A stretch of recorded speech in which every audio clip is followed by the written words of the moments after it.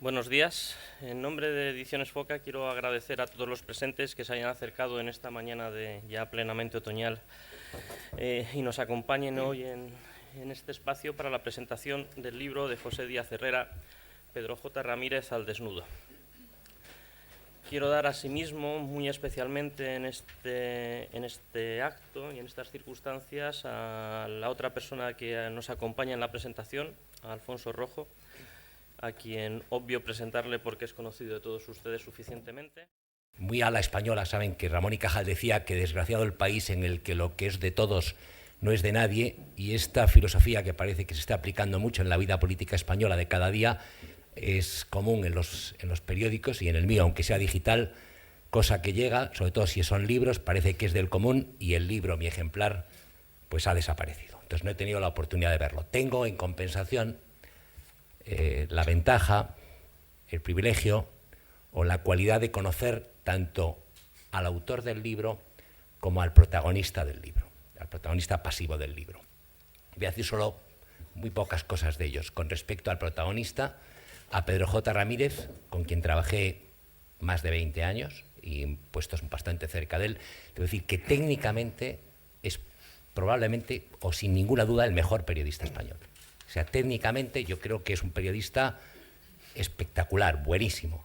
Y además que ha convertido en realidad, o sea, ha conseguido hacer realidad que lo que Kapuscinski dice de los periodistas, que tienen que ser muy buenos y tener, para ser buen periodista hay que ser muy bueno y todo este tipo de cosas, que no sea verdad. Él ha demostrado que se puede ser un buen periodista sin cumplir los axiomas y las normas que decía Kapuscinski. Es un personaje enormemente trabajador, que tiene una enorme importancia. Es decir, yo creo que el que a estas alturas de la película, que se le dedique un libro y que se le hayan dedicado varias biografías con anterioridad y varios libros, habla bastante de la importancia que el personaje, que Pedro J. ha tenido en el periodismo español, en la política española y en muchos de los hechos que hemos vivido en los últimos 20 años. En ese sentido, creo que es un personaje que merecía el libro y aquí está el libro. Respecto al autor, pues con Pepe Díaz Herrera yo tuve una breve etapa, en Cambio 16, ahora hace muchos años, en que fui jefe de Pepe Díaz Herrera, parece mentira, viéndonos a los dos aquí juntos, y es un periodista distinto, no es un periodista habitual, es un personaje que trabaja muy rápido, enormemente pegado al detalle, escribe muy bien, escribe con una velocidad que no he visto nunca a nadie que pueda hacerlo igual, es un gran investigador, va hasta el fondo de las cosas. Estoy seguro, por la cantidad de veces que vino a verme y a amargarme la tarde para que le contase detalles que yo incluso desconocía, o que algunos de los que están aquí en la sala probablemente abordó preguntándole también detalles e indagando, que ha entrevistado hasta los perros de la finca que Pedro J. y Ágata tienen ahí en Guadalajara. Estoy seguro que desconozco cuál es el resultado final, pero será sin ninguna duda espléndido. Y dicho esto, pues aquí tienen ustedes al autor, que es el que tendría que contarles de verdad lo que ha escrito y cómo lo ha escrito. Hola, buenas tardes. Soy José Díaz Herrera, este es mi libro 17, y desde mi punto de vista es mi mejor libro, indudablemente, no porque sea el último y siempre se acumula la experiencia de anteriores, sino porque abordo por primera vez un tema que es tabú en la prensa española. Hablar de los periodistas no es habitual en la prensa española, es habitual en la prensa americana. Yo conozco no menos de 20 biografías de William Randolph Hearst, Ciudadano Kane, y no menos de 15 biografías de Pulitzer, el famoso hombre de los premios Pulitzer. En España no es habitual, en cambio, escribir libros de periodistas. Se considera que no se debe pisar la manguera al compañero, y yo creo que eso es un gran error. Como dice Ben Brantley, editor del Washington Post, para que la prensa pueda informar de forma limpia y honesta a los ciudadanos, es necesario que haya una prensa limpia y honesta por dentro, que sus métodos de trabajo sean limpios y honestos, que su financiación sea clara, limpia y honesta. Y bueno, ese es el motivo fundamental que me lleva a escribir este libro. Bueno, Pedro J. me teme a mí más que un nublado. Yo digo que los socialistas temen a Pedro J. y el Partido Popular temen a Pedro J. más que un nublado, y él a mí igual. En el mes de octubre me llamó a su despacho y me dijo: ¿tú estás escribiendo un libro sobre mí? Y dije: sí. Dice: yo te lo publico. Digo: no. Digo, no, pues si voy a hacer un libro para que me lo publique esto en la Feria de los Libros, es un libro más, y yo quiero hacer un libro completamente distinto.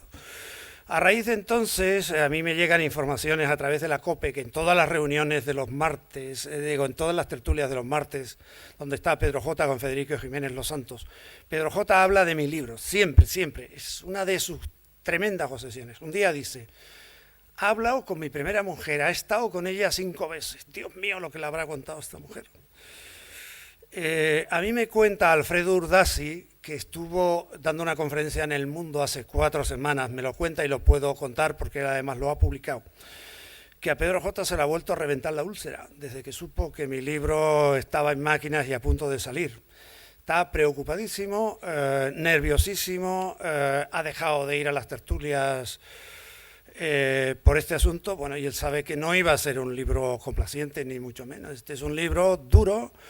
Yo pienso que Pedro J. es el último escollo de la democracia en España y que este tipo de periodistas no deben existir periodistas que informen, que formen a la opinión pública y que entretengan, son los 3 lemas del periodismo, pero periodistas que se sitúen por encima de las instituciones, que pretendan mandar sobre los que mandan, que le manden, por ejemplo, al PP 200 preguntas sobre el 11M para que las haga en el Congreso de los Diputados, como las hizo Jaime Ignacio del Burgo, interrogando al PSOE sobre qué pasó en el 11M durante la época del atentado, cuando esas preguntas tendría que hacérselas Jaime Ignacio del Burgo a su ministro del Interior, Ángel Acebes, porque el PSOE llegó 2 meses y pico después al gobierno. Bueno, pues Pedro J. es el manipulador de ese tipo de cuestiones. Él fuerza al gobierno a que responda sobre ese tipo de cuestiones. Ahí me cuenta, por ejemplo, el comisario general de Información, Teleforo Rubio, que cuando le llama el ministro y le dice, contéstame toda esta serie de cuestiones, le dice, oye, ministro, que te las conteste Ángel Acebes, yo esto no te lo contesto. Yo no estaba entonces de comisario general de Información, o sino que llamen a Jesús de la Morena, el anterior comisario general de Información. ¿Qué es quien sabía todo este tipo de asuntos? Bueno, pues ahí llega la manipulación del mundo. El intentar darle la vuelta a un asunto como es el del 11M, para criminalizar a unos policías que entonces no estaban ejerciendo como mandos policiales y exculpar a otros a los que se le escapó la trama del 11M, desgraciadamente para todos los españoles, se cometió el mayor atentado de la historia de Europa aquí en Madrid, y estos primeros policías fueron todos recibidos por el rey y condecorados. Pedro J. no dijo nada por eso, Pedro J. todo lo contrario, aplaudió, en cambio ha criminalizado a una serie de señores que no tenían nada que ver con este asunto, como es aquí el comisario Rodolfo Ruiz, que dirigía en ese momento una comisaría de Puebla, una comisaría de distrito como la de Vallecas, pero que no estaba en la estructura policial máxima. Rodolfo hizo una gran labor como policía. El día que se produce la masacre de Vallecas, él se levanta a las 8 de la mañana, coge su coche, yendo hacia la comisaría, se entera de que ha habido una explosión en el pozo de Tío Raimundo, llega al pozo de Tío Raimundo, ve aquel desastre tan tremendo, está trabajando mañana, día y noche como un cosaco ahí y logra sacar adelante todo el asunto. Cuando regresa a su casa a las 12 de la noche y se acuesta, se encuentra con que le llaman de la comisaría y le dicen que hay una mochila bomba. Él inmediatamente pide que se avise al TEDx y se desplaza hacia la comisaría.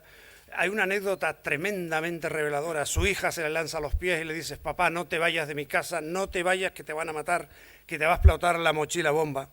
Bueno, Rodolfo va a la comisaría y camino de la comisaría le comunican que tiene que ir al Parque Azorín porque se está desactivando la bomba en el Parque Azorín y que se tiene que ir hacia ahí. Rodolfo llega al Parque Azorín cuando aquel asunto está ya resuelto. Sin embargo, de una forma artificial, falsa, completamente falsa, Pedro J. Ramírez lo involucra y dice que Rodolfo ha colocado ahí la mochila para sembrar pruebas falsas en el sumario.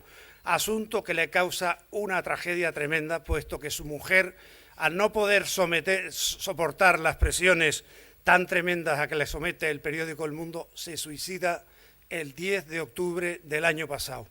Entonces, por eso yo arranco mi libro con el caso de Rodolfo, porque considero que el periodismo que practica Pedro J. Ramírez es un periodismo de dinamita, es un periodismo de basura que hay que extinguir de la sociedad española.